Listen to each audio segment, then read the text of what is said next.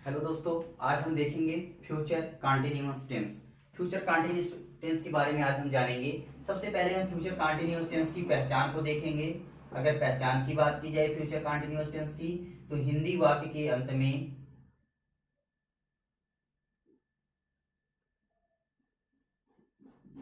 रहा होगा, रही होगी, रहे होंगे,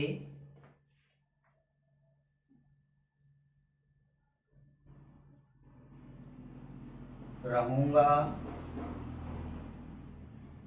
रहूंगी, रहेंगे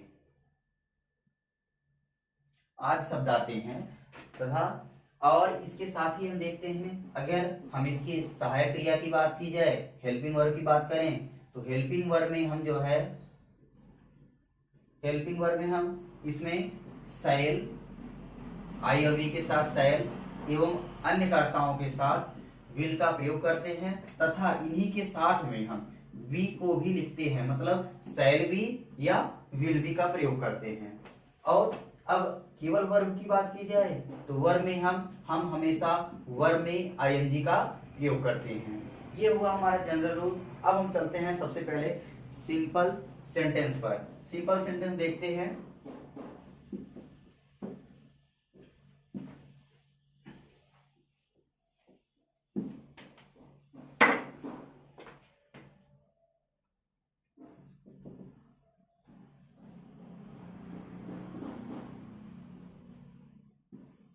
सिंपल सेंटेंस, सिंपल सेंटेंस के बारे में बात की जाए, स्ट्रक्चर इसका देख लेते हैं। स्ट्रक्चर जो होगा, सब्जेक्ट होगा, सब्जेक्ट के बाद शैल अथवा विल प्लस बी, बी के बाद फिर वर्ब, वर्ब में आईएनजी, फिर ऑब्जेक्ट का प्रयोग करेंगे, ऑब्जेक्ट के बाद ईटीसी और उसके बाद फुल स्टॉप का हम प्रयोग करेंगे। एग्जांपल देख लेते हैं इसका हम।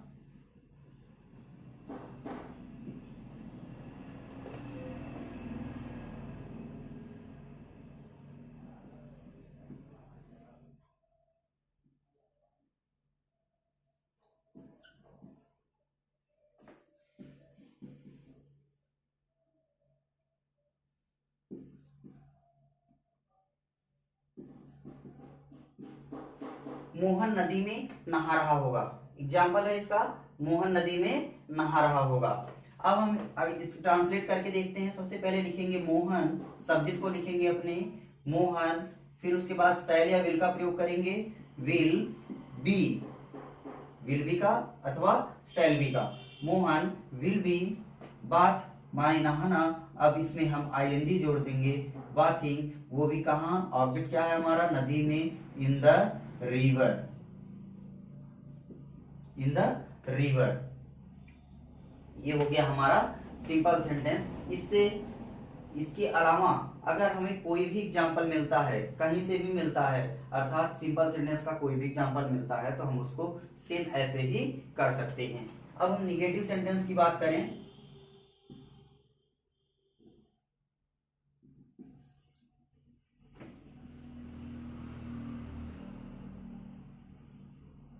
निगेटिव सेंटेंस की बात करेंगे। निगेटिव सेंटेंस में हम देखते हैं स्ट्रक्चर सब कुछ सेम होता है, बस केवल शैल विल के बाद हम है ना नॉट बी का प्रयोग करते हैं, शैल विल के बाद नॉट बी का प्रयोग करते हैं। स्ट्रक्चर देख लेते हैं इसका भी। सब्जेक्ट लिखेंगे सबसे पहले, सब्जेक्ट के बाद शैल अथवा विल का प्रयोग करेंगे प्लस नॉट बी का प्रयोग करेंगे।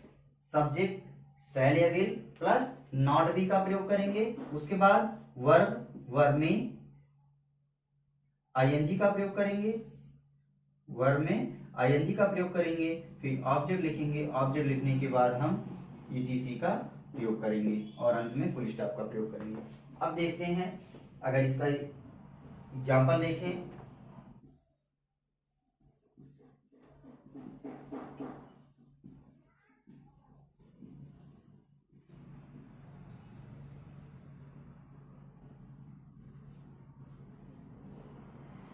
मैं अपना काम नहीं करता रहूंगा, मैं अपना काम नहीं करता रहूंगा। अब इसमें हम देखते हैं सबसे पहले आई के साथ हमने बताया है आपको शैल लिखना है। शैल के बाद फिर उसके बाद नॉट बी का प्रयोग करेंगे हम।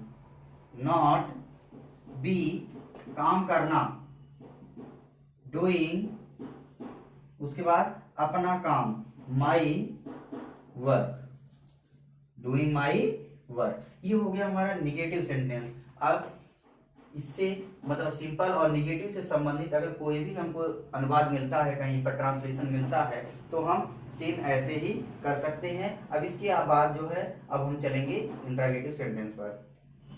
अब देखेंगे हम इंट्रागेटिव सेंटेंस ए। इंट्रागेटिव सेंटेंस ए में क्या होता है, स्ट्रक्चर देख लेते हैं। सबसे पहले हम स्ट्रक्चर देखेंगे। स्ट्रक्चर में हम सबसे पहले जो शैल और विल आया है, शैल और विल को हम सबसे पहले कर देंगे। शैल अथवा विल प्लस सब्जेक्ट को उसके बाद हम लिखेंगे। और फिर अगर सेंटेंस में नॉट मिल रहा है तब हम सब्जेक्ट के बाद नॉट को लिखेंगे, अगर नहीं है तो इसको ऐसे ही कटा रहने देते हैं, नहीं लिखेंगे हम। इसके बाद नॉट के बाद हम बी का प्रयोग करेंगे, नॉट के बाद फिर बी का प्रयोग करेंगे। इसके बाद वर्ब लिखेंगे, वर्ब में हम आईएनजी का प्रयोग करेंगे। फिर अगर कुछ इसके अलावा बचता है, ऑब्जेक्ट के बाद अगर ईटीसी है, इष्टता में कुछ, तो इसको भी लिखेंगे और उसके बाद हम इंट्रागेटिव का टैग लगाएंगे। एग्जाम्पल देखते हैं।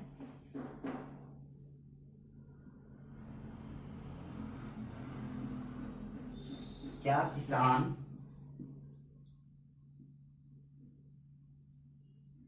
खेती नहीं करते रहेंगे?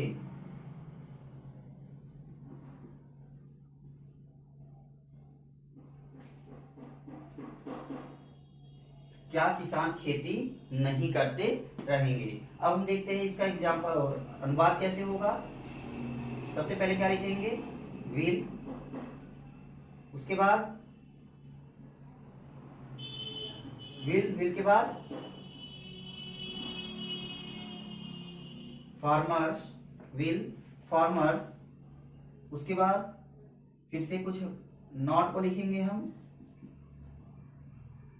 विल द फार्मर्स, नॉट के बाद बी के बाद फिर खेती करना मतलब फार्मिंग, उसके बाद इंट्रागेटिव टैग है। एग्जाम्पल देख लेते हैं हम। एग्जाम्पल में क्या किसान खेती नहीं करते रहेंगे? क्या किसान खेती नहीं करते रहेंगे, तो इसका क्या होगा, सबसे पहले हम सब अपना सहायक क्रिया जो है शैल या अथवा विल को लिखेंगे, विल, उसके बाद सब्जेक्ट है, सब्जेक्ट के स्थान पे हमने लिखा फार्मर्स, नॉट बी, इस बार देखेंगे नॉट बी आया है तो नॉट बी को हम लिखेंगे खेत, उसके बाद है वर्ब अपना खेती करना को हम क्या लिखेंगे, farming, will the farmers not bee farming. अब इसके अलावा हम देखते हैं डबल इंट्रागेटिव की अगर बात की जाए तो हमको केवल इसी स्ट्रक्चर से पहले, जो स्ट्रक्चर हमको मिला है सिंगल इंट्रागेटिव का, इसी स्ट्रक्चर से पहले हम क्या करते हैं, शैल और विल से पहले हम क्वेश्चन वर्ड को लिख देते हैं। जो बीच में प्रश्नवाचक शब्द होता है उसी को हम लिख देते हैं सबसे पहले। अर्थात यहां पर हम शैल या विल से पहले हम क्या लिख देंगे, क्वेश्चन वर्ड लिख देंगे, उसके बाद शैल या विल लिखेंगे, सब्जेक्ट लिखेंगे, नॉट बी का प्रयोग करेंगे, नॉट है तो लिखेंगे, अन्यथा बी का प्रयोग करेंगे, वर्ब में आईएनजी, ऑब्जेक्ट और ईटीसी का प्रयोग करते हैं। अब हम इसका भी एग्जांपल देख लेते हैं। मैंने इसमें ही स्ट्रक्चर लिख दिया है, आप लोग अलग से लिखेंगे इसको, ठीक, इंट्रागेटिव बी जो है आप अलग से लिखेंगे उसको। अब हम देख लेते हैं इसका भी एग्जांपल देखते हैं। तुम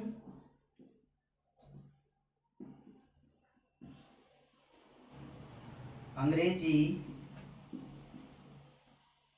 क्यों नहीं पढ़ते रहोगे? तुम अंग्रेजी क्यों नहीं पढ़ते रहोगे? अब हम देखेंगे तुम अंग्रेजी क्यों नहीं पढ़ते रहोगे, तो सबसे पहले हम देख लेते हैं जो बीच में प्रश्नवाचक शब्द आया है अर्थात क्वेश्चन वर्ड, उसकी अंग्रेजी को हम लिख लेते हैं, क्या हो जाएगा, वाई के बाद अब हम हेल्पिंग वर्ब का प्रयोग करेंगे शैल अथवा विल का, तो विल लिख देंगे हम, वाई विल यू। नॉट भी आया है तो नॉट को लिखेंगे हम, नॉट बी। उसके बाद पढ़ना, रीडिंग। फिर इसके अलावा इंग्लिश है, अंग्रेजी है, तो हम लिख देंगे इंग्लिश, इंट्रोगेटिव टैग का प्रयोग करेंगे। Why will you not be reading English, why will you not be reading English, ये है हमारा इसका एग्जाम्पल। अब हमने फ्यूचर कंटिन्यूअस टेंस के चारों नियमों को देख लिया, अर्थात सिंपल, निगेटिव, सिंगल इंट्रोगेटिव और डबल इंट्रोगेटिव को हमने देख लिया। अगर इस टेंस से संबंधित कोई भी अनुवाद हमको कहीं से भी मिलता है तो हम इन नियमों के द्वारा ही उसे कर सकते हैं।